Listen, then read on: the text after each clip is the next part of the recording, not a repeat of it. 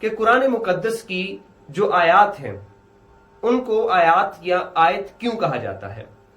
آیت کا لفظی معنی ہوتا ہے نشانی، یا آیت کا لفظی معنی ہوتا ہے معجزہ، لیکن اصطلاحی طور پر کلام الہی کا ایک فقرہ اس کو کہا جاتا ہے آیت۔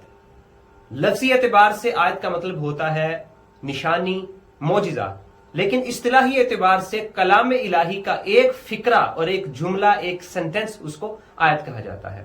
اب ایک اور بات میں یہاں کرتا چلوں کہ قرآن پاک کی آیات کتنی ہیں۔ ہمارے ہاں عمومی طور پر کورس کی کتابوں میں قرآن کی آیات کی تعداد لکھی جاتی ہے 6666، لیکن قرآن کی آیات کی تعداد اتنی نہیں ہے۔ قرآن کی آیات کی تعداد ہے 6236، 6236۔ اب 6666 قرآن پاک کی آیات کی تعداد کہاں سے آئی، کس نے اس کو درج کیا، کس نے نوٹ کیا، کس نے کاؤنٹ کیا، کس نے سب سے پہلے لکھا، اس حوالے سے کوئی معلومات نہیں ملتی، یہ بس چلتا چلا آ رہا ہے۔